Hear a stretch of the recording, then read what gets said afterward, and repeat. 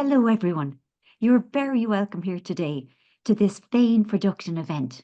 My name is Marion Keys, and it is my honour to be interviewing Sophie Kinsella. Now, Sophie Kinsella is a publishing phenomenon.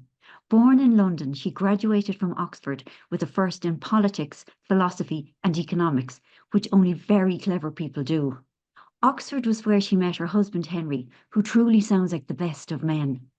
When she was only 24 and working as a financial journalist, her first novel, The Tennis Party, was published under her real name, Madeline Wickham, and was an immediate bestseller. 6 more Madeline Wickham novels followed. Then, in September 2000, under the name Sophie Kinsella, she published The Secret Dream World of a Shopaholic. The effect was electrifying. Personally, I'll never forget it.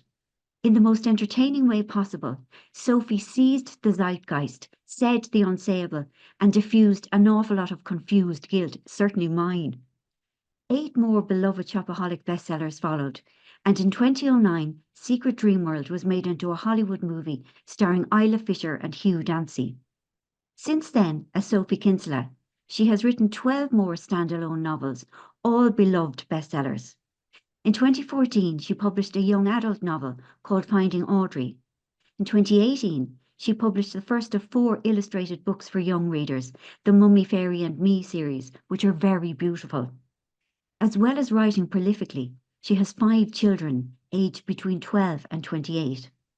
At the last count, 48 million copies of her 31 novels have been sold in over 60 countries and translated into over 40 languages. Today, we're here to discuss her latest novel, What Does It Feel Like? Ladies and gentlemen, I give you the legend that is Sophie Kinsella. Woo! Oh my goodness.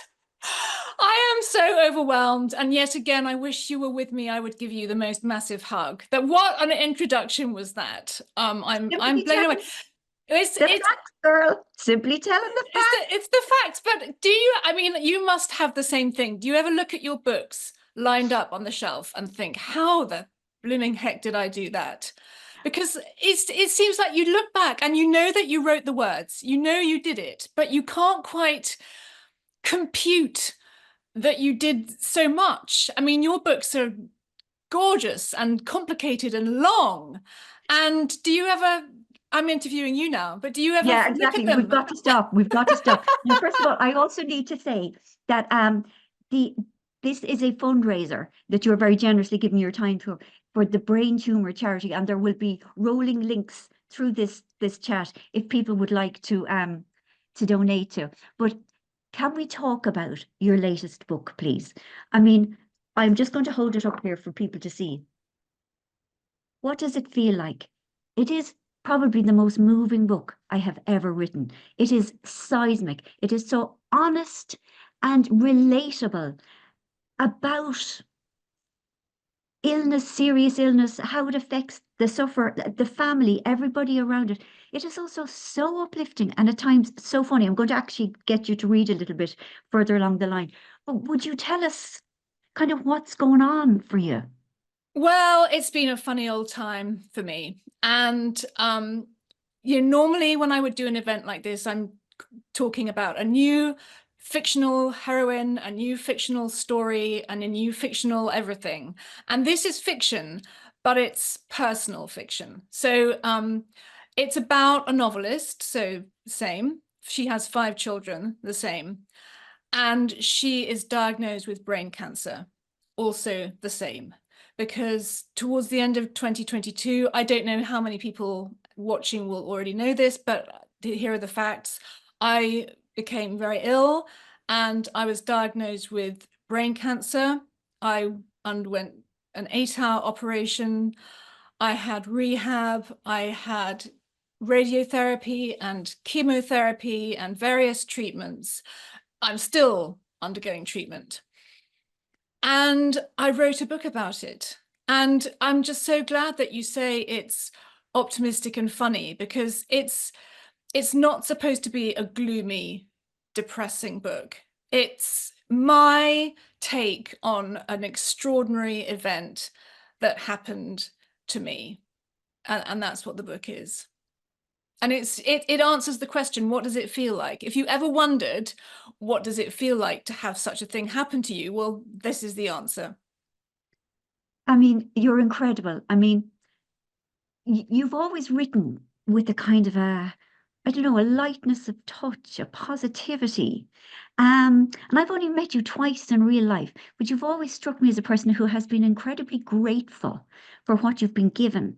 Um, you talk a lot in your book, What Does It Feel Like, about luck. Um, but in theory, you could be regarded as having had really bad luck with this, but you still managed to be glass half full about it. Have you always been like that? I think I've always looked around and tried to see the good in the world and to feel good about my life. And I'm a really great rationalizer. So if something bad has happened, like, you didn't get that job that you were going for, or you get dumped by that really, that guy that you were in love with, I've always been the person who turns it around. And in fact, my whole family is like this. And we're really good at sitting down with a cup of tea and saying, well, you didn't want that job anyway. Yeah, it's a stupid job. It's a rubbish job. And finding all the reasons why the situation that you find yourself in is the best possible situation. We're really good at doing that. And what can I say? I've had an extraordinary life. I have been so lucky, and I've worked hard, but I even feel grateful that I like the work that I've done. I enjoy piecing together books. Okay, And I want to come back to that, but I want to yeah, say, look, you're saying that one of your family's favorite sayings is, but luckily, you look out the window, you go, oh, it's raining. But luckily, we have an umbrella. Or, oh, I didn't get that job. But luckily, it was in the wrong place. And, when the time came for you and your husband to tell your children, the full reality of what was going on with your illness, they took it in quite a robust way, because obviously you've modeled a positive attitude to them. And your husband sounds like, you say it even in the book, that he is like, with his customary optimism. Like, you've both modeled optimism to them in a way that seems to have given them resilience. And I am so fascinated by this, because anyone who can accept life on life's terms gets to live a happy life. Um, that our attitude has so much more to do with how we live out our days than our circumstances. yes. Um, there's a saying in kind of 12-step literature, um, just for today, I will be happy. And it's implying that, like, happiness to a certain extent is a choice. I mean, you can't change the horrors, you can't. But within them, you can do your best to get the best from from a day, and make it kind of nice and bearable. And you are just you're you model that. And I just wanted to take my hat off to you, basically. But then you said about writing, and how lucky you are, to be a writer. And I mean, I agree with you on that. For me, that I feel like there's nothing else that I could have done properly. But can you take me to the part in the book where Eve is writing Between the Wars family saga, and she has her dream job in theory. And I think any writer who has been recently published will identify with this, like, oh my God, I wanted this for so long. I'm so happy to be published. And then you're at home, your day job is gone, and you're sitting down, and you're meant to be doing the books. And if you're anything like me, you will do anything. You will scrub the kitchen floor, you will, keep the postman in lengthy conversations. And your character decides to go out for a walk, um, and sees a dress in a boutique window. And that, I'm gathering, was kind of real, because it was the jumping off point for the shopaholic books. It was real. I was that writer. I was at home and I was not getting on with my book at all. It was not a historical book. I've never tackled one of those, but it was just a book, let's say.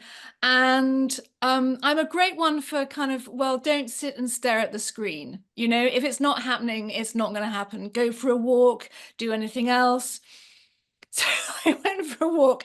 The setup to all of this is that Henry, my husband, who is completely brilliant, had actually taken the children out of the house so that I would have quiet to write. So this wasn't just a normal day. This was definitely supposed to be a writing day. He had whisked them away and I had no excuse, none. But what do I find myself doing? Going for a little walk.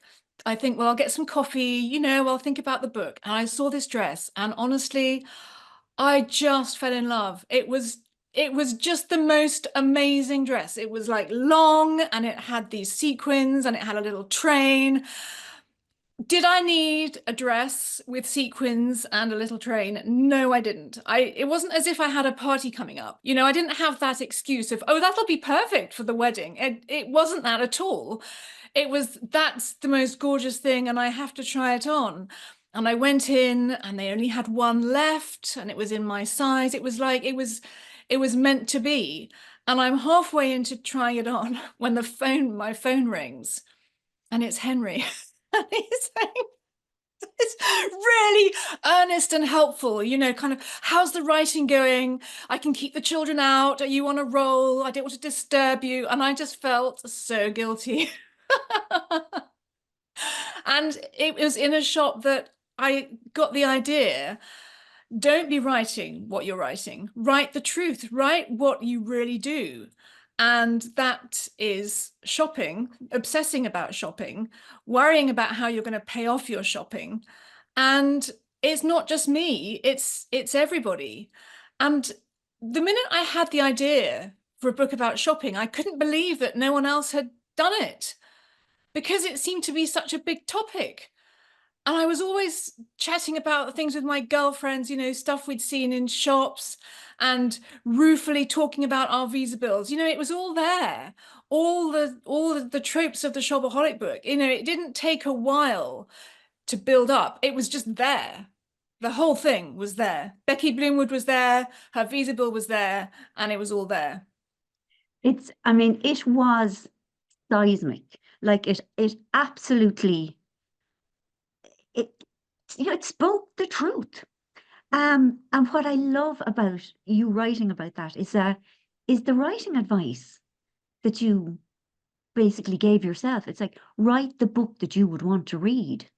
And, Mm. you know, that's exactly what you did. And I mean, I think it was, you know, kind of a quietly feminist book because for so long, women were sort of kept away from money.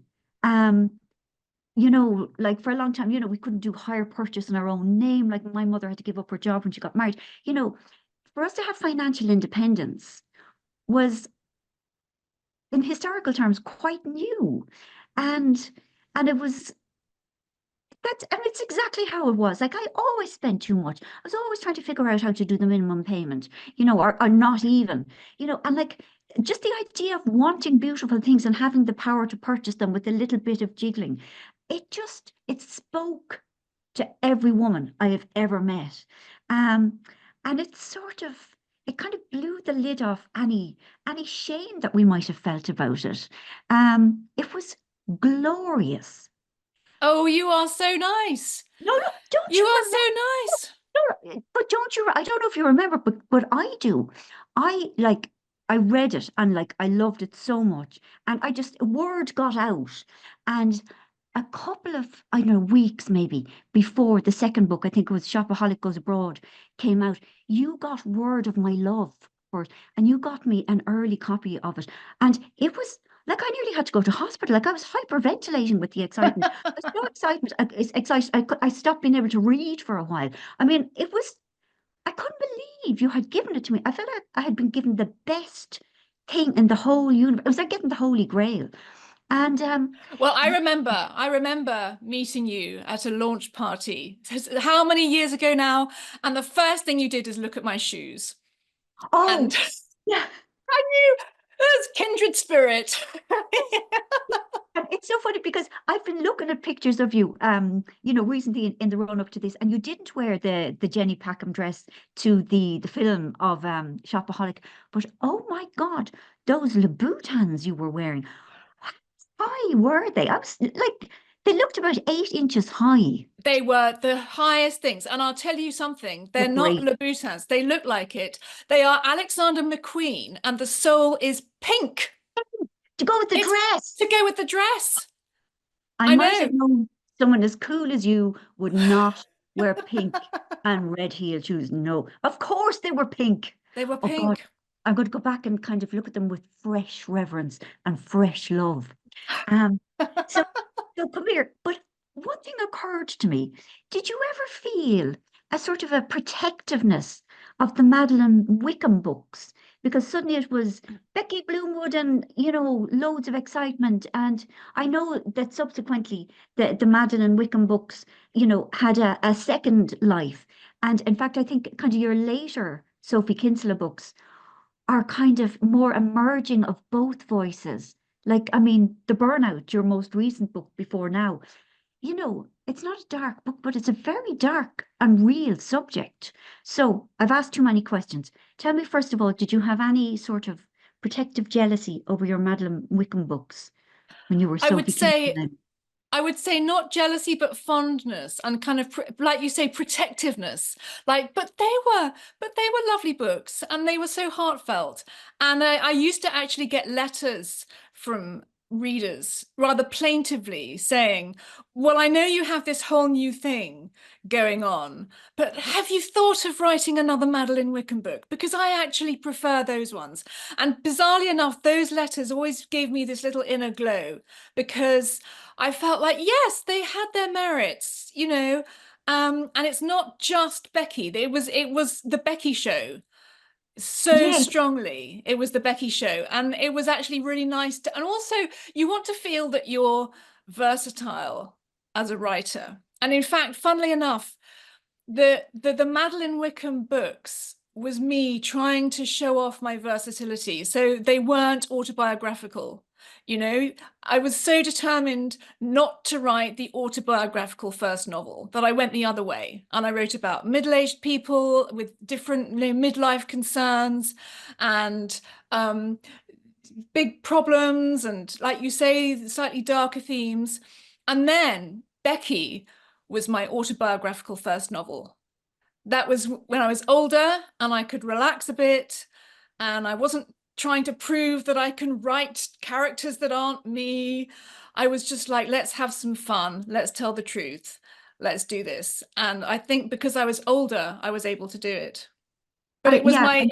me when I was 24 working at the financial magazine. I agree with everything you've said. I mean, I think it takes a lot of confidence to be authentic. And that's absolutely what you did with Shopaholic.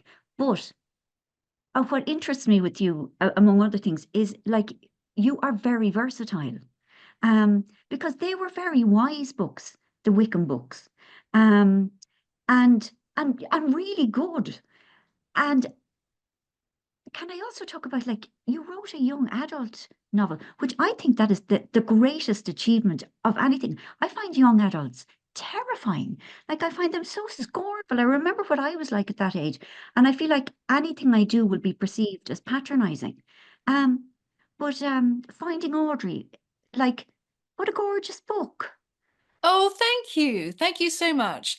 Well, that came really out of, I think, being a parent to teenagers and seeing what was going on. And if I identify with anybody very strongly in that book, it's the mother character who begins the book by chucking the games console out the window.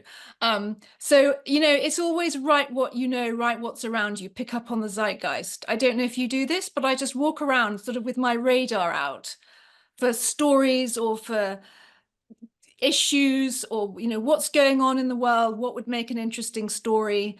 And everybody I was talking to at the school gate was despairing about their son's addiction to video games. And if it wasn't that, they were worried about the girl's anxiety, and it was like two parallel stories going on. Um, in terms of the audience, I just didn't think about that because that would have been too scary. I thought, well, I'll just write the book and hope for the best. I think that's all I can ever do. I think once you start picturing your audience, I mean, can you imagine writing for an audience of teenage girls, you know, sitting there with their arms folded? No, I just thought I will write from the heart and I will just hope that that works. Yeah. So people have written in questions, and the majority have asked of kind of how much planning do you do in advance before you start writing? Do you know the ending in advance? That, you know, that sort of, are you a plotter or a Yeah. What do they bit of call a it? or a Yeah. pantser, but you fly by the Pantser. seat of your pants? Yeah. I'm a planner. I love planning. I spend ages planning. Now that doesn't mean that I follow the plan, but I'm like it's like crossword puzzles or something. It makes me happy playing around with my plot and playing around with my characters and trying to get the structure right. I don't know if you know that this is something that you do, but I spend so long thinking, have I got the mechanisms of the plot right? Because it's like good bone structure. You know, if you've got that, then you can hang stuff off it. You can digress, you can come back, but you've still got the engine of the plot.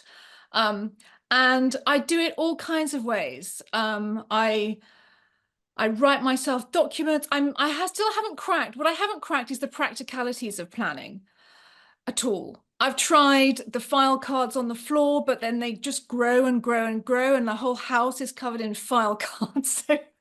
So then I had to stop doing that. And then I discovered Google Docs. And I thought, well, this is it. This is great because it can be on my phone, it can be on my computer. I love to dictate on the phone. But then I have like 100 Google Docs, all called something different, like, you know, why he broke up with her. And then another one is called the family background. You know, it just becomes insane.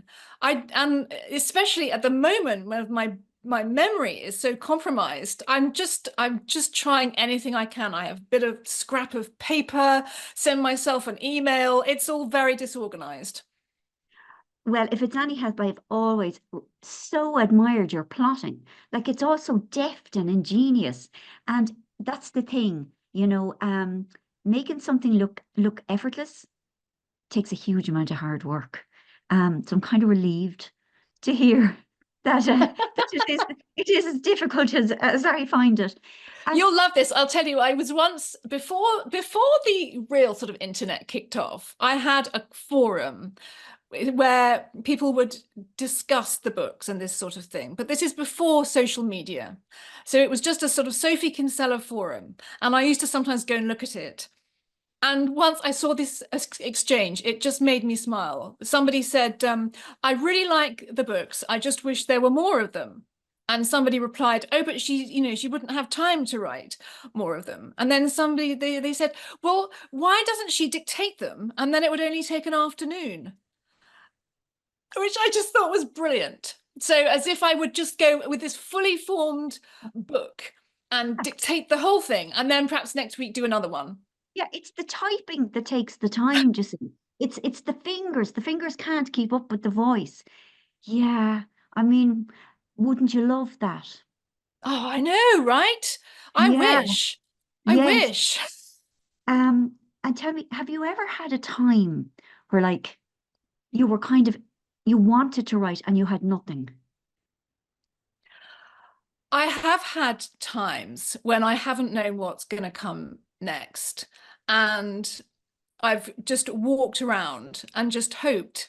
And I think this is where the luck comes in, because each time I've never gone a long time without an idea. And in fact, I usually have ideas that I've haven't quite written up in my back pocket. But it's luck. All it is luck. Will an idea come into your head or won't it? There's nothing I can do to control that. I just have to hope and be interested in the world, you know, read the papers, talk to my friends, see what's going on. I mean, for the burnout, definitely was inspired by conversations I've had with so many people who are in the workplace, overwhelmed by emails, overwhelmed by the whole thing, and besieged by wellness officers trying to make their lives better. And, you know, that's where that came from. I just love you. I mean, I just love you the way you put it all down to luck. I mean, it's obviously not all down to luck. You know, it's that thing of like, yeah, the harder I work, the luckier I get. You know, because you are, you have trained yourself to be, to be attentive. Um, you know, lots of writers have it like that on some level. You're taking in information all the time. Um, and you know, different people have different ways or like reasons for doing it. But yeah, you are putting the work in even when you don't think you are. Um, it's very rare. Um, you're so humble, you know, when you've Oh, achieved so much. It's so like it's really, really lovely. oh, you're so, well, I have to say, I mean, the honest truth is I look at all this stuff and, you know, the millions of books and the languages and the all the stuff that you mentioned. And I know it's me, but it doesn't feel like me. And it's not imposter syndrome. I don't feel like, oh, I shouldn't be here. I don't deserve to be here. It's not that. Um, I'm loving being here and I'm loving talking to another author. I think this could go on for hours as far as I'm concerned. Um, but I feel like saying, no, it's me. It's me. It's not that glossy image, perfect dress, whatever the makeup artist did to my face, you know, all of that. It's just me. It's and It's I all of you. It's all of you. All those parts are you. Um, but it is a funny one, I suppose, because I mean, writing is quite solitary.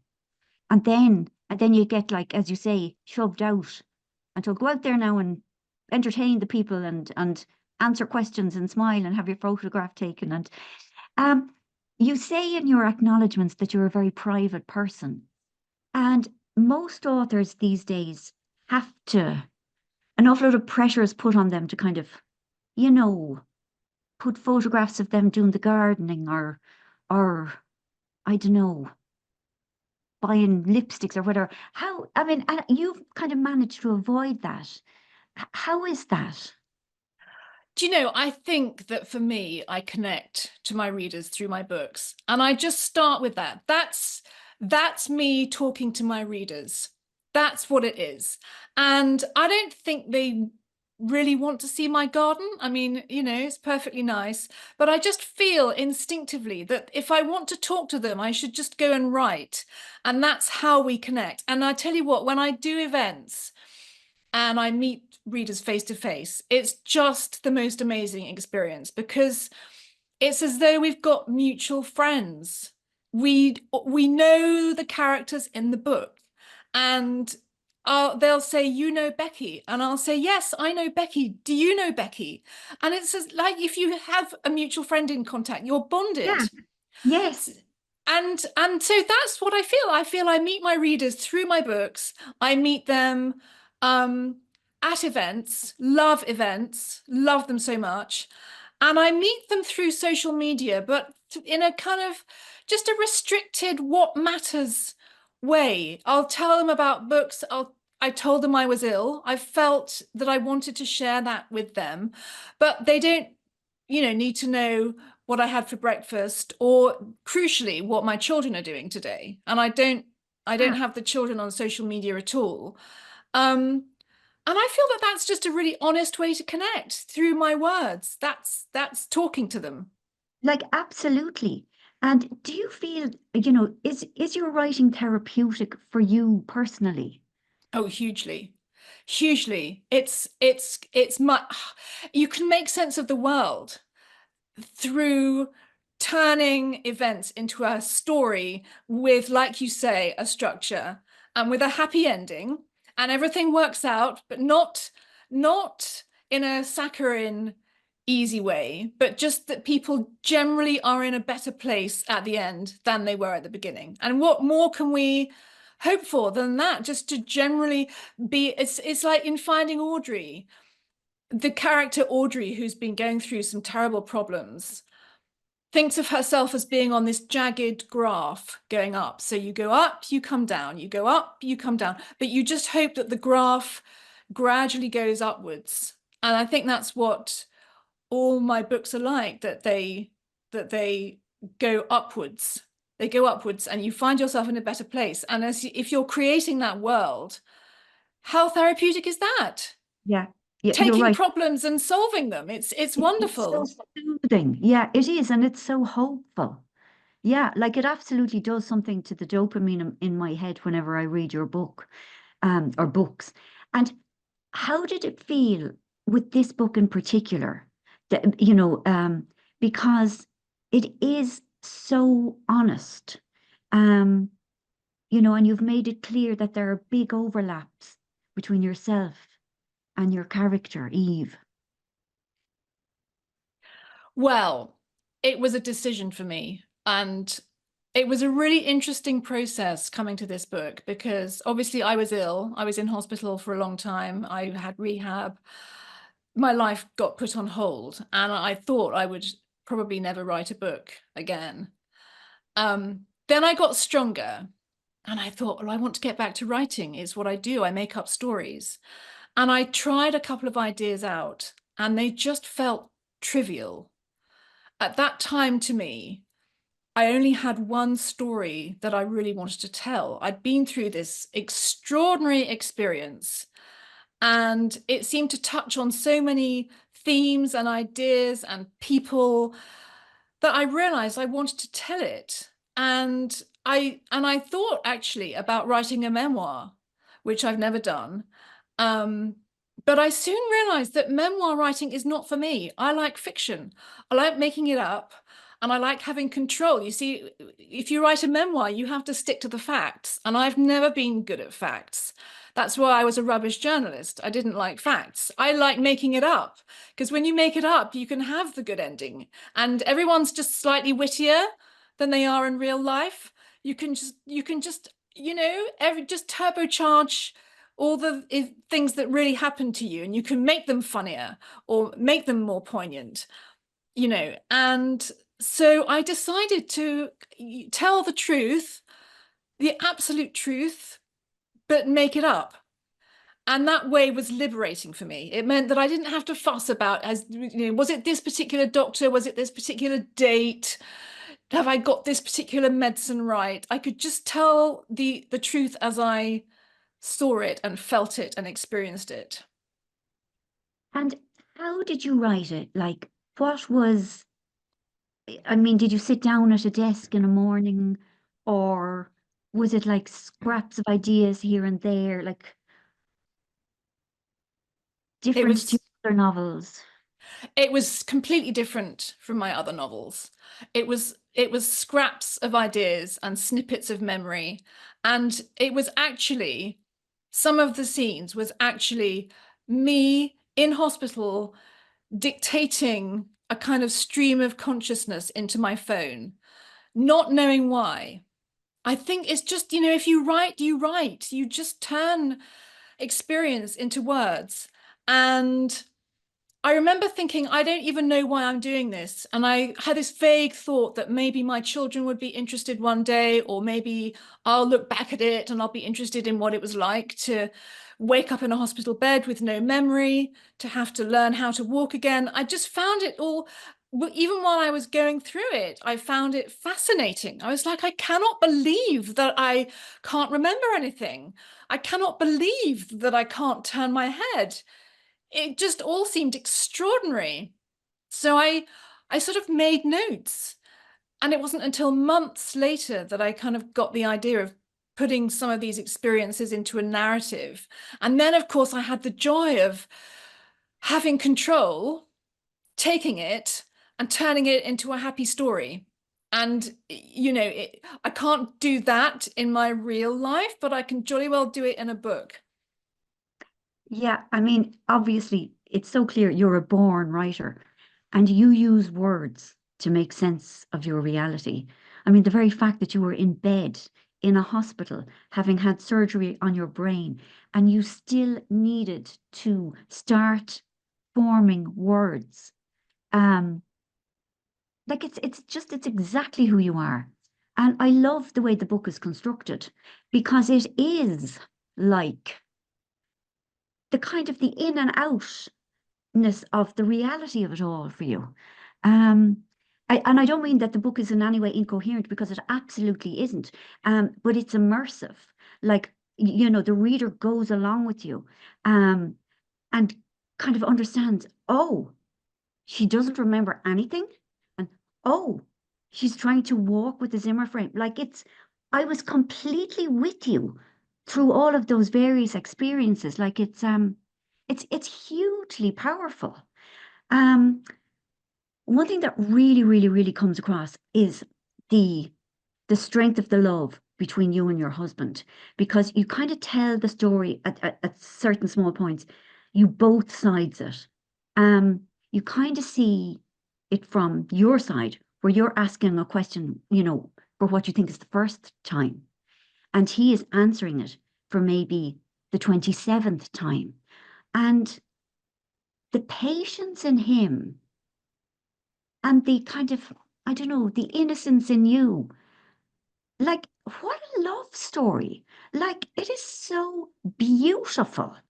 Um, and like, there's one point when your character, you see a mattress on the floor beside your bed with his folded up blue t-shirt on it, on the pillow. And you say, have you been sleeping here all along? And he said, yes. Like, he slept beside your hospital bed for like weeks upon weeks. I mean, this book contains multitudes.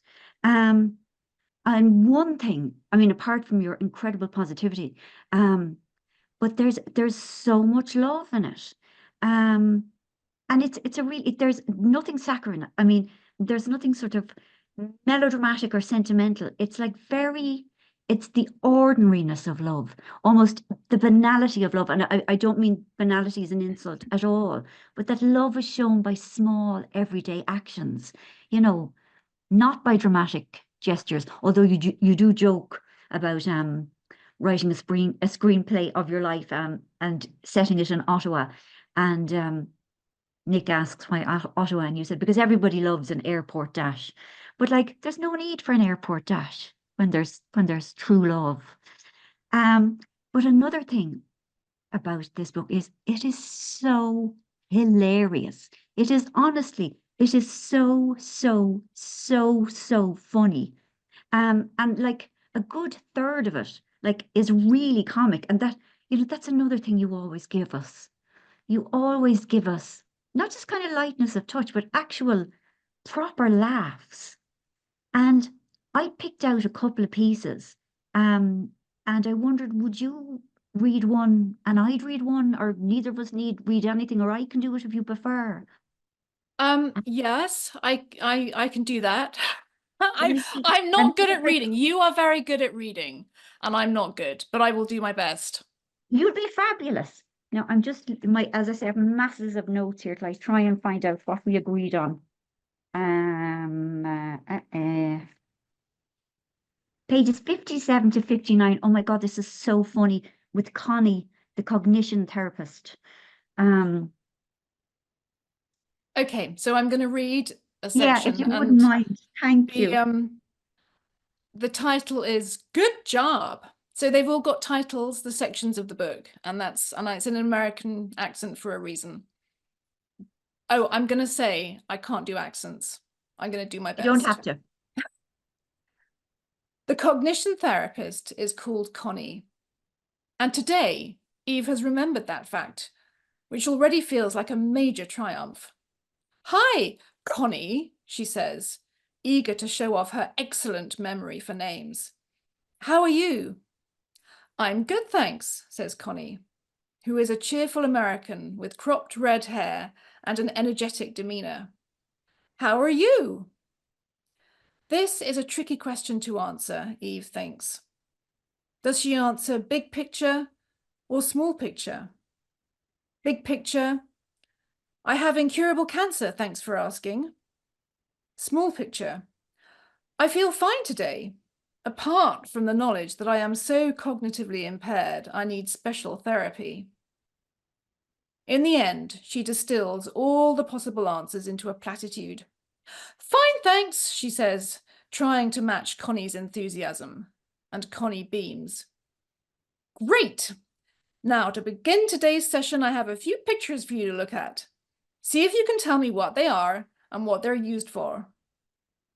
She opens one of her folders and shows the contents to Eve. It is a line drawing of an object, and Eve is almost certain she knows what it is. But the word won't come to her. Just describe the item as best you can, prompts Connie gently. Eve stares at the line drawing, feeling frustrated. It's you wear it, and it has sleeves, and she's run out of impetus. And what's it called? A bag, guesses Eve. A shirt, says Connie kindly. A shirt, says Eve quickly. That's what I meant. A shirt. You use it for wearing. Yes, you do, exclaims Connie brightly. Good job. Now, what about this one? This picture is easy, and Eve answers with alacrity, feeling pleased with herself. A chair. You use it for being on, sitting on. Good job, exclaims Connie, as though Eve has cracked quantum theory. And this? A pen, says Eve promptly, feeling a surge of triumph. You use it for drawing and for writing. Good job. And this one? Eve stares at the picture, dumbfounded. It's a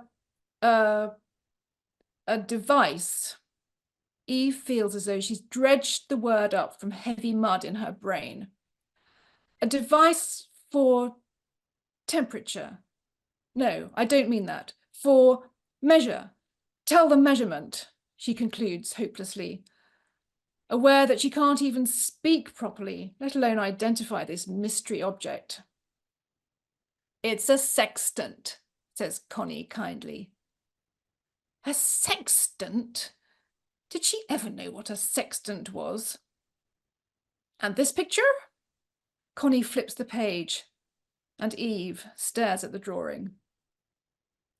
There's a horse, she says slowly, again feeling as though she's hauling up the words from somewhere deep and murky. And they have the things on their eyes, the cover things.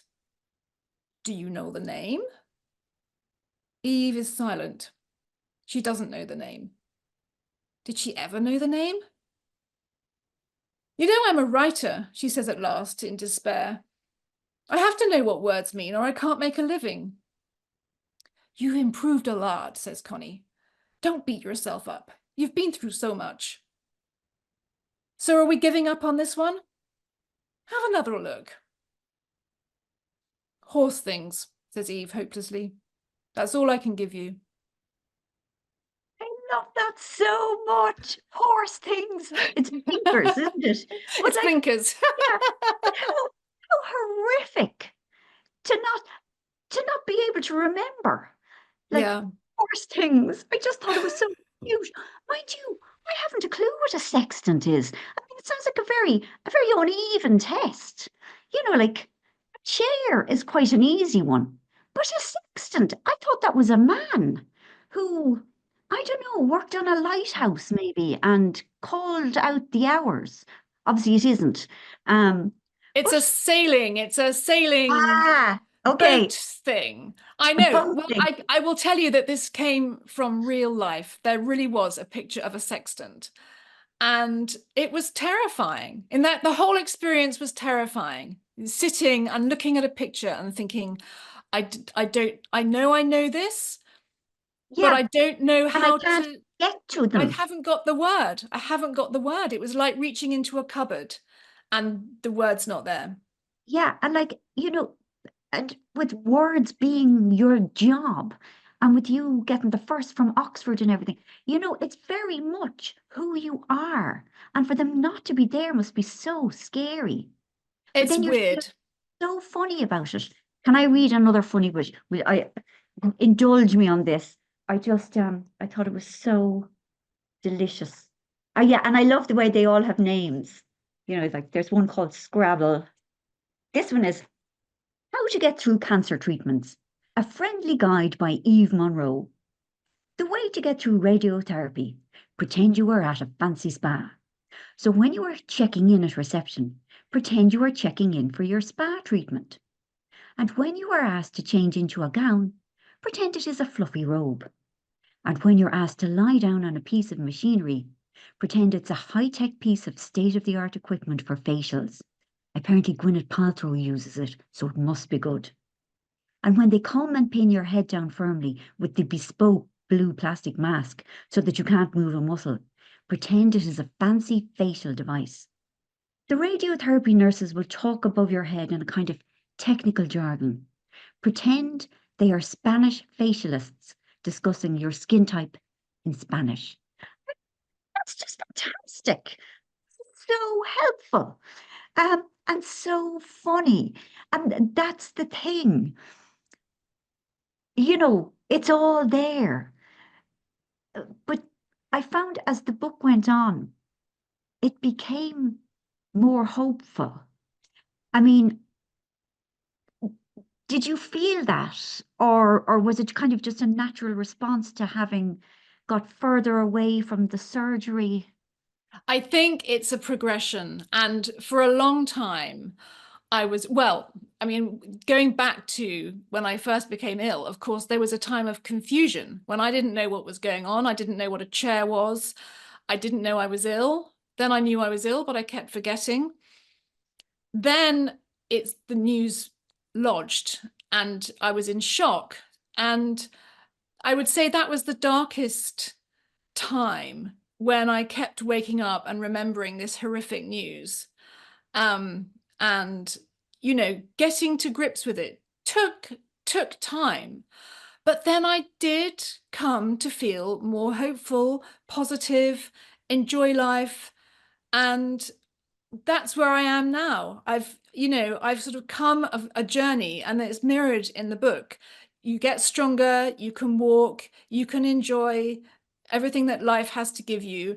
And I think quite hard about my situation, and I try to be philosophical like Eve is, and like you say, to accept what life gives you and what else can you do. You might as well try to be positive. You might as well look around you and just enjoy what you have now and not dwell too much on the future. And I think that's very much the place that Eve is in at the end of the book, is she's just enjoying life now. Yeah. I mean, you're extraordinary because there's only one mention of anger in the entire book. And it's not anger for you. There isn't an ounce of self-pity. Your only anger is for poor Henry. Again, you are a rare person. To be so accepting and selfless. But I'd like to end on a couple of things. First of all, can we talk about your bucket list? That is just so gorgeous, that conversation, because bucket lists are such cliches. Do you know what I mean? Everybody seems to have the same things in it. Swimming with dolphins, doing Machu Picchu. Like on my bucket list, I would like an unbroken night's sleep that I would go to the loo 4 times. I would like to wake up feeling, genuinely rested and not in kind of mini dread of the day. But one of your things was, what do I like? What would I like, to meet celebrities? I've met celebrities. They're just like other people, but with more makeup on. Like that killed me. That was so funny. And I think you said you've already swum with dolphins. But what you really would like would be some nice marmalade, like some you'd had somewhere in Italy. And you'd like to be hanging out with the kids and your husband and watching Come Dine with Me. And I mean, that is utter bliss when you think about it.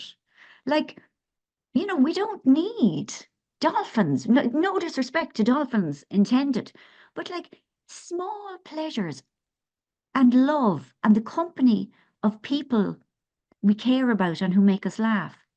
and something good on the telly. I mean, seriously, There like, is no greater joy. no, there isn't. And I hope it's okay to say this, but like you and your husband, you describe it as normal plus. I think the plus bit might be the marmalade, but the rest, the rest is already there. Like I the think rest is a lot there. of it is in how you look at it and how you frame it. So Mm, we go about our days and we just announce things like my husband makes me a cup of tea every day. I am a very blessed woman. That is enough for me. But we always treat it as if it's like the hugest treat. Guess what I've got for you? Not a cup of tea, a cup of tea. Yes. And it turns into this almighty treat because we just present it like that. And the same with watching an episode of Poirot. You just have to get excited about things and turn them into an event and frame your day in that way. And you can turn normal into normal plus. I really believe that. well, I believe you can. I mean, you're just so fabulous.